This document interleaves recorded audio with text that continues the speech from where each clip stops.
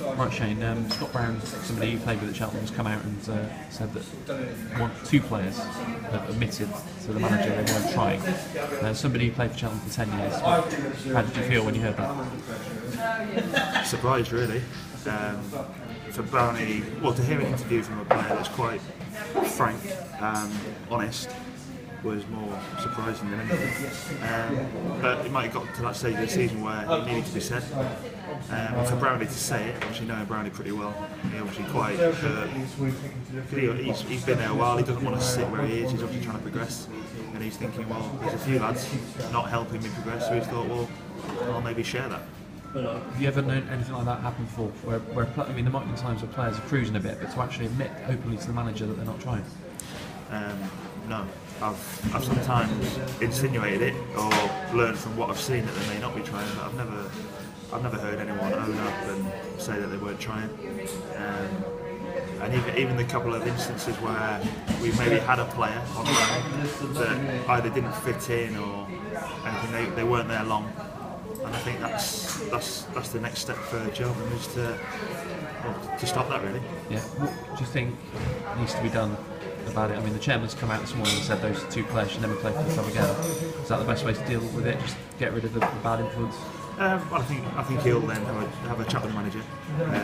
And Yates's had a real tough year this year, but he'll. Obviously, the chairman's backing him again for next year. They're trying to sort him out a contract, and he'll be a lot better manager next year than he is this, just through learning through experiences like this. But and it's I'm not sure. You can go one way or the other. You can just bring down the axe and say, right, you'll never play for the club again, and it's right at the end of the season. But I don't know. The player might have a contract next year, so it might end up being expensive to do that. So I'm sure there's a lot more to it than meets the eye. But I'm sure Yates will deal with it in the way he sees fit. Yeah, when you were a very young lad, you were in the squad under Steve Cottrell, and that team had a lot of big characters, and they achieved some unbelievable things. And then you, obviously, when you're a bit more of a senior pro, you got promoted with Cheltenham, and you can't really afford at a club like Cheltenham to have players not pulling their weight, can you? It's not that sort of club where you can afford to carry people who aren't giving 100%. No, definitely, because you've got at the top level club, there's players who openly said that. The manager just said, do you know what, you're going to go and train with the youth team, that's your end of, and they might be earning money, but the club can afford it. Obviously, clubs smaller like Cheltenham, they can't really afford to just get rid of people. And I remember playing under Wardy, if he was dropping players, he almost drop them and leave them out the side, but keep them on the side because he might know that in a week or two he might need them. So sometimes it's not as easy as saying, well, see you later, you're not playing all this year, because you might need to work on them. You need to try and get everyone on your side and all going in the same direction. And obviously Brownie thought at the weekend they all weren't going in the same direction, and he's spoken up about it. Yeah, whatever you feel about how the season's gone or how the manager's doing his job, there's no excuses there for not giving 100% as a professional footballer. No, as a professional footballer, that's your job. Sometimes from a player's point of view, you can think sometimes it does become hard and difficult, but personally it would never happen. Knowing Yates and Neil as a player, that would never happen for them as a player. So it's surprising. It's a bit unheard of. So I don't think whether them players said it in the heat of the moment, whether they actually believe it, or whether they have actually not been trying, I don't know. But I'm sure it'll get dealt with within house and sorted in the next couple of weeks.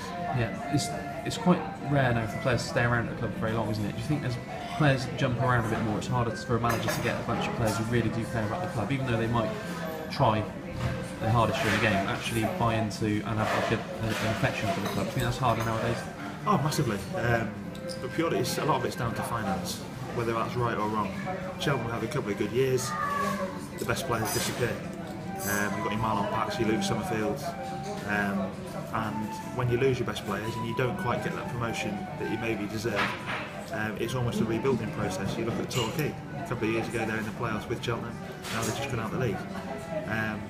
And likewise, if a club's not doing so well like Cheltenham are probably going to try and they're probably going to release quite a few players from the squad this year and go again. And then next year they'll sign players on 1 year or 2 year contracts. And if they do well, they're generally going to go on and better themselves because Cheltenham might not have the resources to give them a much better contract, and if they don't do so well, they're able to let go.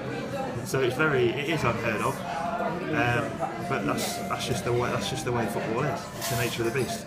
Yeah, when go back to John Moore days, when he first came in, he sort of stabilised, took over from Bobby Gordon, you finished 14th. Then he had another season of mid-table, didn't you? And then suddenly you went from that to getting promoted the next year. So obviously Yates has got a massive job on his hands this summer, but what do you think Moore did that summer to suddenly go from 2 mid-table finishes to get promoted? Because nobody really expected it that season, did they? Outside the club especially. Yeah, I don't know. I don't know whether it was any one thing or whether it was just a culmination of standards.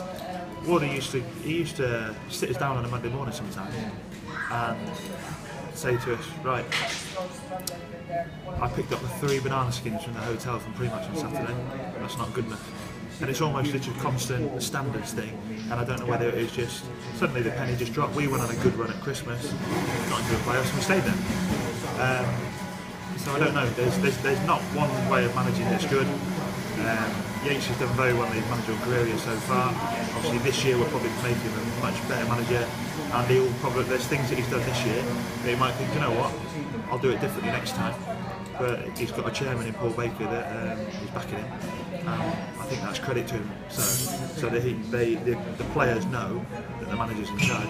Sometimes you hear rumours about different football clubs where, well, if the players upset the apple cart too much, they'll just get rid of the manager.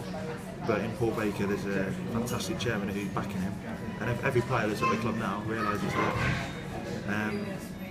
the manager's in charge. And it's very true what Scott Brown said in his interview. If you do get released from Cheltenham, there's only one way, and that's down. Yep. And just finally, Shane, expectation at Cheltenham. You've been promoted, but it shouldn't be taken for granted, should it? 2 years of playoffs. This season, probably people expected, and that's why it's been such a disappointment. But what's your view on where do you think Cheltenham should be in terms of, it's got a mid-table budget, and it is difficult to get players here? Oh yeah, the expectation is unfair, really. The expectation's growing, the gates are falling. When they get a good player, they're going on to bigger and better things. Like when they got to the playoffs, they've lost some really, really good, influential players, and you can't just replace them and expect them to fit in straight away. So it's a difficult task. But if they lose players, the expectations don't drop. And I don't think it's wrong to expect your club to do well, but you've almost got to have a little bit of realism. The fact that a couple of years ago we're averaging 4,000 fans, now we're nowhere near that. And that's a big loss of revenue. Fans are very quick to be critical. I've always said to you in the past that negative people shout louder, and sometimes people listen to negative quite a lot, and it shouldn't be that way. But that's life. Yeah.